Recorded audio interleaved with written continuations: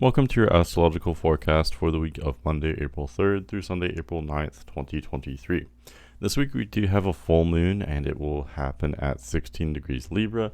But before we talk about that, I wanted to focus on Mercury for just a moment here. So Mercury will already leave Aries and enter Taurus this week. It was only in Aries for about 2.5 weeks from March 19th through April 3rd. So it's pretty crazy just to see how fast Mercury can truly travel because its speed is so variable. And at this point in its cycle, it's traveling so quickly that it means that we're really not fully integrating what's happening to us. Everything is just going on, so fast around us. We are speeding into uncharted territory. And this week after Mercury enters Taurus, once it reaches 5 degrees Taurus, it will enter its pre-shadow. In case you're not familiar, that basically just means that Mercury will enter the area that it will soon retrograde back over when it turns retrograde. And in case you're curious, because I know Mercury retrograde can be kind of a triggering thing to talk about for many of us, Mercury does turn retrograde April 21st, and then much later on it will turn direct May 14th, and that's when it will have to go back over the area that it is now about to enter, if that makes sense. So in that pre-shadow phase basically means that what's happening to us is so fast, so quick, we're not fully integrating. That's what eventually the whole retrograde phase is for. It's for us to basically catch up and to slow down and more thoroughly sort of digest what is occurring to us currently and what has occurred to us previously as well. I know I said that in kind of a condensed version, but that's basically how these things tend to work. Other than that, the moon will be transiting from Virgo through Sagittarius this week. We'll get that Libra full moon about midweek, so really, that full moon will dominate the week here. And I'm going to save my analysis on the full moon to that particular day. Okay, so starting out Monday, April 3rd, we start out with the moon in Virgo, and of course we still have this huge lineup of planets in Taurus and Aries and Pisces if you want to include Neptune and Saturn.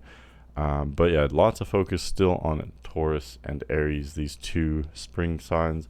Definitely lots of focus on beginnings, initiation, spontaneity, things like that. But we do have just enough grounding energy from Taurus to keep things stable and focused on the long term as well. But specifically for Monday, moon is transiting through Virgo, so that gives us more earthy, stable energy. We're wanting to get organized and analyze things, pay attention to the details, things like that. So I really think moon in Virgo actually brings a very complementing energy to this otherwise very Aries and Taurus dominated chart, because it brings in a little bit of a different energy to organize things, and Virgo is actually a very adaptable energy. It can kind of blend in with whatever else is going on. So I do think that makes a more kind of orderly and organized type of energy. Keep in mind though that moon is already about one sign away from that full moon position it will be in very shortly. So the energy is kind of steadily building up here as we start the week. Already on Monday, looks like afternoon Eastern Standard Time, Mercury will leave Aries and enter Taurus. So that also, will bring even more earthy energy. On the one hand, Mercury and Taurus want us to slow down and be thorough with our learning and acquiring information, thinking about things, analyzing. But on the other hand, like I mentioned, Mercury itself is traveling so quickly. It shows that, although we may have some kind of practical lens, wanting to be thorough and all of that good stuff, our ability to actually do that, I think, is sort of stifled or inhibited by just how fast everything is going on around us. And I think many of us can relate to that as well, hopefully. As soon as Mercury enters Taurus and reaches that first degree, 0 degrees Taurus, it will square Pluto, which is still at 0 degrees Aquarius. This is particularly interesting because it's always interesting when planets make aspects to one another at the first degree of their respective signs. Basically because right now both Mercury and Pluto, each in very different ways, are starting a new phase, a new cycle, a new transit through their respective signs. So Pluto in Aquarius is much different in the sense that, it's the slowest planet we have to look at, right now, in astrology, compared to Mercury, which is the fastest, if you don't include the moon.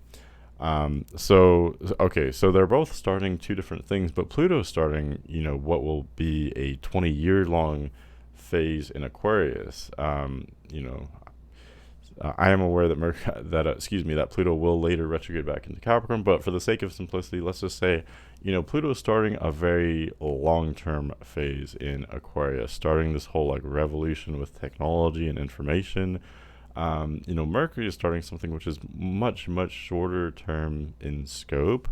But at the end of the day, they are each bringing in some kind of new energy for us, or corresponding to a new energy, a new phase.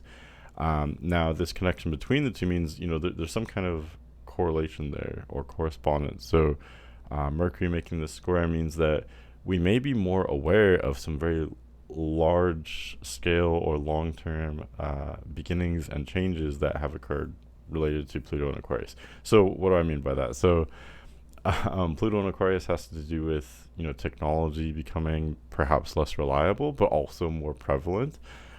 Huge changes with technology, also unveiling corruption with technology, or things having to do with groups of people, mass psychology, like the psychology of societies, if that makes sense. I don't know if there's a word for that. All of these kind of Aquarian ideals, there's a lot of change going on here, a lot of buzz there. Also, just, more generally speaking, I think eccentricity is more favored now. We experienced Pluto in Capricorn for a long time, from 2008 until just a couple weeks ago, and so I think that there is a demand now for being a little bit more wild, eccentric. We're tired of the minimalism that we've been experiencing for so long. So all of that has kind of been underway in the background, but now as Mercury makes this square to Pluto, I think it will become much more relevant on this day, on Monday. That could come about in many different ways, because Pluto in Aquarius has to do with many different things. But hopefully I've kind of outlined some of the major themes that could kind of pop up on major headlines, or just, information specifically on Monday. Okay, going forward to Tuesday, April 4th, Moon continues through Virgo, and early in the day, Moon will trine Venus, which is kind of beautiful. I don't usually talk about lunar aspects, but I did think that aspect was kind of nice, because Venus is in domicile in Taurus. It's very strong there, so definitely strong Venusian energy, strong desire, strong abundance. And Moon in Virgo, as it trines Venus, it just brings about like some really sweet kind of feminine, nurturing, stable, more introverted energy, especially in the morning Eastern Standard Time. So that's really nice for just kind of slowing down, relaxing a little bit. You can definitely take advantage of that for sure. I think we all kind of need that right now. But later in the day Eastern Standard Time, actually late in the evening, Moon will leave Virgo and enter Libra, and typically Moon in Libra is a pretty chill transit, a pretty easygoing, low key transit for us all to experience, of course, depending on our own astrology. But in this case, Moon will be full in Libra, so we're already kind of gearing up for that full moon aspect, that opposition between the moon and the sun. Okay, and I apologize for the clicking. I forgot that I've been having so many issues lately with technology, and I realized I forgot to use my silent mouse. I have to change back and forth between them. I should really get a new mouse. Okay, for Wednesday, April 5th, Moon is in Libra, of course, continuing on through Libra. We're not actually going to get that full moon quite yet on Wednesday, April 5th, unless you are in a different time zone, of course. But for Eastern Standard Time, Moon will not quite make that full moon aspect on Wednesday, but we're very close to it. We can already basically experience it. It's basically already happening. It's just that, technically we don't get that exact full moon peak, if you will, on this day, but we're basically in the midst of it. If you see the moon today, it will appear basically full. So that means that there's already this kind of dynamic energy. There's a lot of electricity in the air. I think we're all kind of familiar with the themes of full moons, generally speaking. There's more activity. There are more dramatic things happening. People, animals, children tend to be up later at night, more active. Emotions kind of tend to run wild a little bit more so. Things are more theatrical. Things are more kind of movie-like, if you will. Specifically with this full moon, the sun is in Aries and moon is in Libra. So I tend to notice that full moons in air or fire signs, either way, there's fire and air involved since they oppose one another. So here, sun is in Aries, which is fire, moon is in Libra, which is air. These are both the yang elements. They're more active in nature. So I tend to notice that in this case, an air full moon, they tend to be more dramatic, more active, more noticeable than earth or water full moons. Here the moon is in Libra, which is, like I said, it's typically a more introverted energy. Moon in Libra likes to have us really ponder things and think before we act, and it's very contemplative. But here, that is clashing with sun in Aries, which is very much the opposite. It's all about doing things, very spontaneously and in a somewhat dramatic way, being very obvious and bold and blunt. So here we have both sides of, essentially both sides of the same coin, balancing two extremes here at the same time. What you get is actually really great energy for partying or being social, being active, combining Aries and Libra. They are ruled by Mars and Venus. So both of these energies in their own way have to do with desire, attraction, pleasure. They can be a little bit pleasure seeking or hedonistic, but they love a good time. They love, bouncing their energies off of other people. Aries, of course, is much more outgoing and outspoken, and active and a little bit more self-oriented. Libra is more focused on others, and it's more receptive, to really active energies from other people, like for instance, like from Aries energies. So that's where you get, if you can have both and balance them, if you can have both the spontaneity and boldness and bluntness of Aries, but also the diplomacy and insight or foresight of Libra. If you can have both of those, you can basically be an excellent, a master manipulator if you choose, or you can have excellent charisma. You can be the life of the party, if that makes sense. So, although most of us don't have these positions natally, we can all kind of enjoy them, and embrace them if we understand them, I think. But of course, it depends on how these things fall in your chart, just like with everything. Okay, in other news for Wednesday, Sun will pass over Chiron at 15 degrees Aries. I always describe Chiron energy as being kind of awkward. I think it's very unsettling energy, and it's something that we'll all sort of experience because the Sun is crossing over Chiron in this case. Why it's unsettling? It's hard for me to pin down, to be totally honest with you. If you read about Chiron, it's all about healing other people and increased empathy and things like that. I do find that to be true, but I almost wonder if that is the very reason why there's this kind of awkwardness there, because it can actually be very awkward to have increased empathy at all times with all people. Especially in public places. I just don't think we are currently wired for that. Maybe in the future, if and when we become more conscious, we may, gradually phase into that. But as of right now, we live in a world that is dangerous at times. We have guards up for good reason. We have barriers. And so I think, when the empathy permeates through that, it can be really nice sometimes, but otherwise, it can also be unsettling, uncomfortable, and sometimes even dangerous. You don't always want everyone to know exactly what's going on inside, if that makes sense. I don't know. These are kind of my own speculations, but for whatever reason, Sun conjunct Chiron, I view that as being potentially awkward, and more than that, because this is an Aries, it can be very triggering. It can bring up things that are very delicate. We can be sort of ready to fight right quickly. This is, triggering. This is like cancel culture. This is, being offended, things of that nature. So just kind of watch out for that. Take everything with a grain of salt. We're combining this with basically the eve of a full moon. So definitely a lot of energy in the air for sure.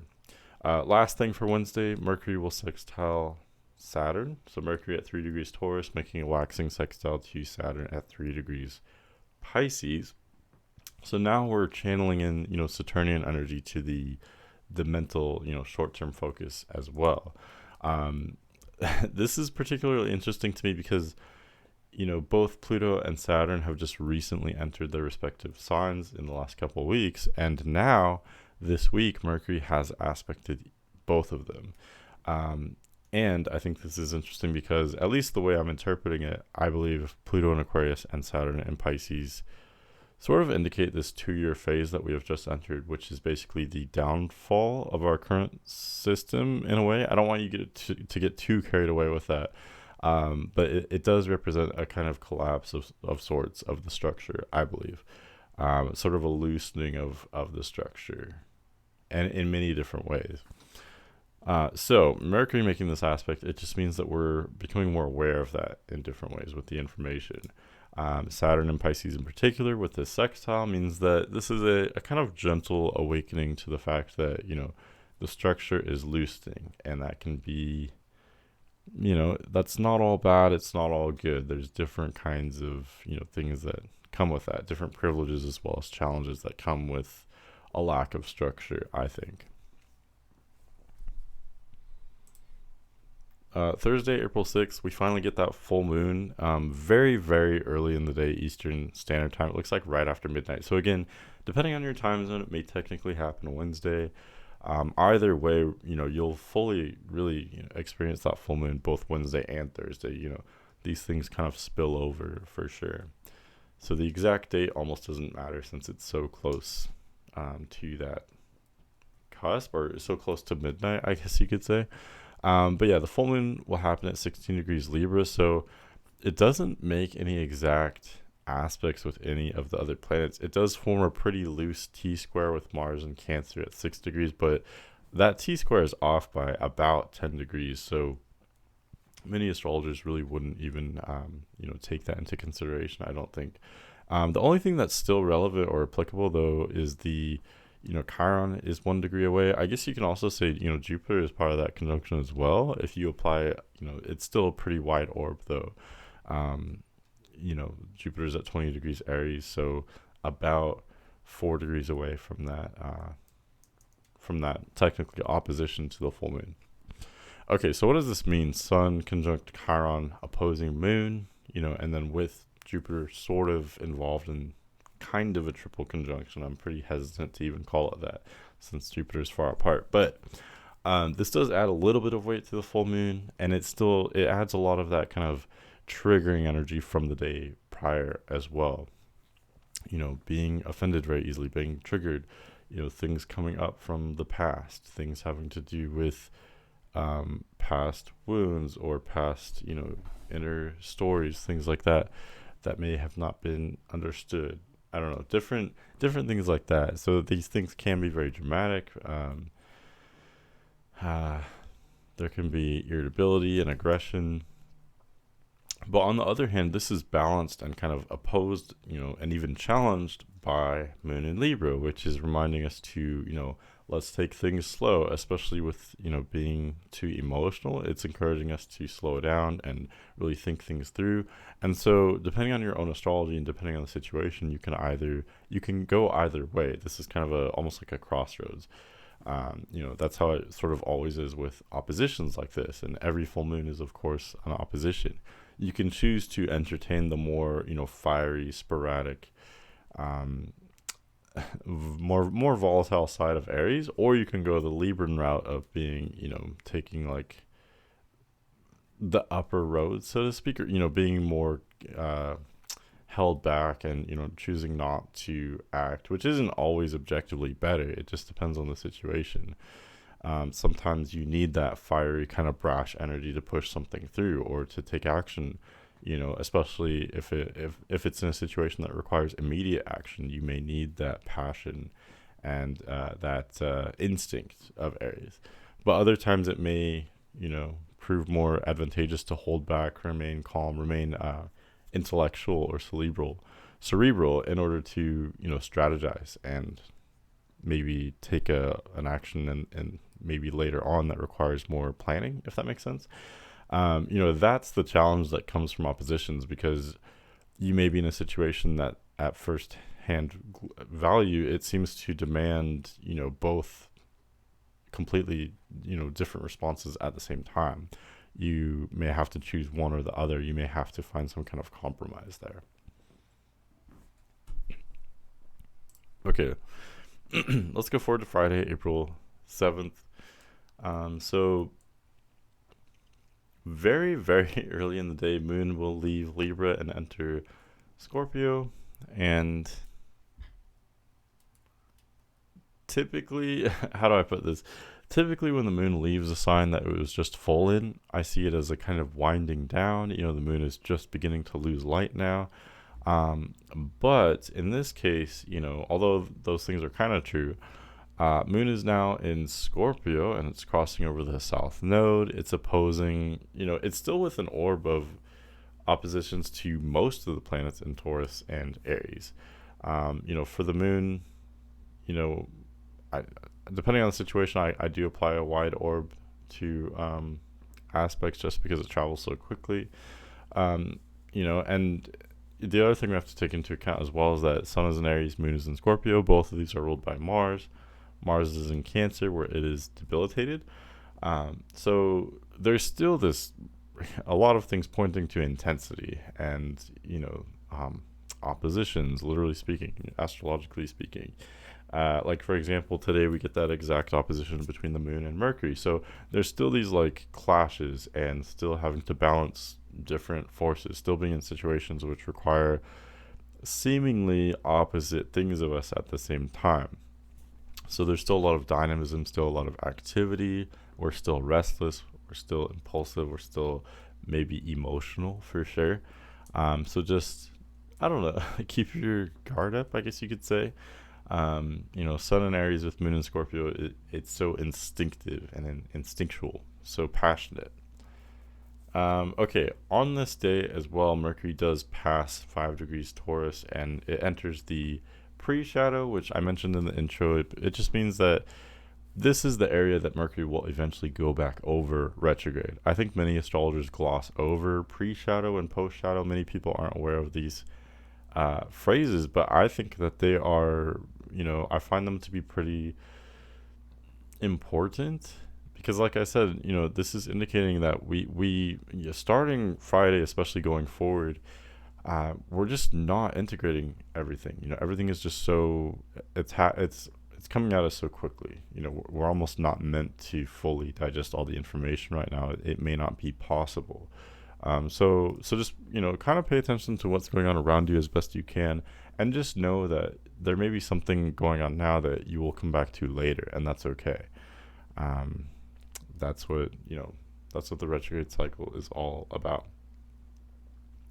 Okay, one main aspect for today will be Venus sextiling Neptune. So Venus at 25 degrees Taurus, sextiling Neptune at 25 degrees Pisces. This I think is really beautiful because Venus is at home in Taurus, Neptune is at home in Pisces, and they make a sextile, which is a harmonious, pretty beautiful aspect. So this means that the desire, the attraction, the pleasure is totally, in harmony, in balance, and in agreement, in alignment with the spiritual energy, or the collective consciousness, the intuition, the what do you call it, like your inner spirit or feeling, like not so much in the like very tangible emotional feeling, but in the more like wispy, soulful, like intuitive, like cosmic feeling. That's aligned with Venus. So this would be a really excellent day for being creative, especially with something that's more kind of slower paced. Any kind of, like, if you're seeking artistic inspiration or insight, things like that. If you're wanting to channel or, look at astrology, look at meditation. Did I say that already? Anything like that would be really great. Or spending time in nature would be excellent as well. Things along those lines. Okay, going forward again to Saturday, April 8th, Moon continues through Scorpio. It's still opposing these Taurus planets. So today, Moon will oppose Uranus, for example.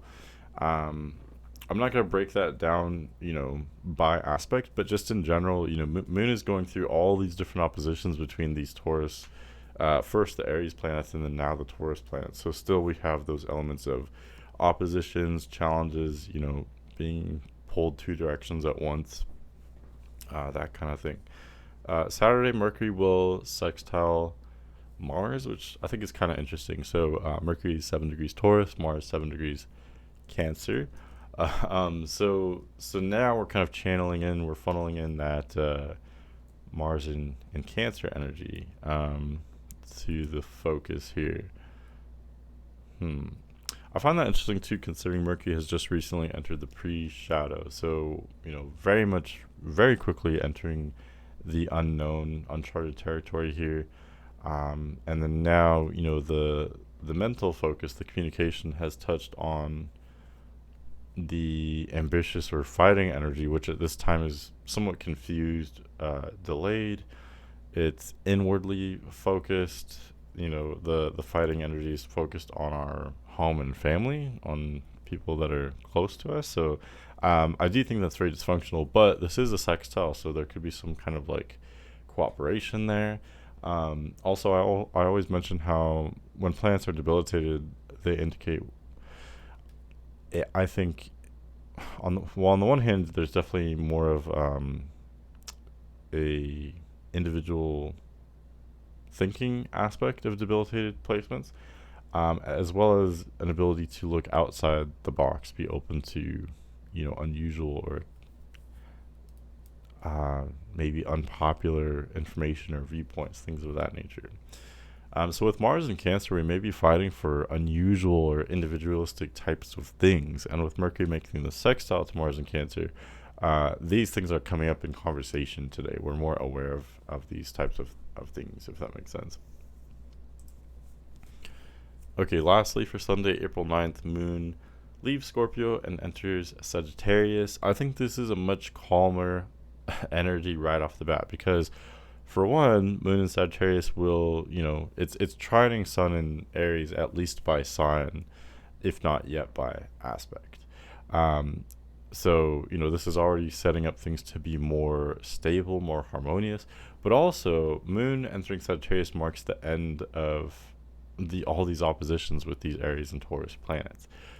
The last one being Moon opposing Venus, with the Moon at 28 degrees Scorpio. So that would have happened early in the day, Eastern Standard Time on Sunday. But by noon, Moon has entered Sagittarius, so we are moving away from those oppositions, moving into much more kind of stable energies, which is kind of ironic considering Moon's in Sagittarius. But that's truly how, this fits in with the other planets. Moon in Sagittarius is also a more fun-loving, jovial type of energy, like a holiday kind of vibe. So you can definitely enjoy that going forward from Sunday. For the weekend, honestly, Sunday looks like probably the most relaxed day of the whole week, which I guess is kind of fitting. So if you wanted to just kind of relax or even have some fun as well, Moon is still in a fire sign, and so is the Sun. So there's definitely still enough energy to be vibrant, optimistic, youthful, active, if you wanted to go do something. But it also looks like a pretty, chill day for just relaxing as well. So whatever you want to do on Sunday, that looks like kind of the best day. I think definitely a people pleaser. Okay, and that's what I have for you for this week. So lots of interesting stuff happening, and I have to say it's only going to become more interesting because next week Venus enters Gemini, and there's a third quarter moon. None of that is particularly, life changing, but pretty soon we will enter not only Mercury retrograde but also eclipse season. So later on in April, we'll get how do I even put this? We'll get a new moon solar eclipse at the very last degree of Aries. On the same day, Sun will enter Taurus, and then on the next day, Mercury will turn retrograde. All that happens on April 20th and 21st. So if you think things are too interesting or too eventful right now, just wait until later this month because it's really going to ramp up in a pretty dramatic way. Okay, but thanks for watching. I hope all of you are well, and I look forward to talking to you next week.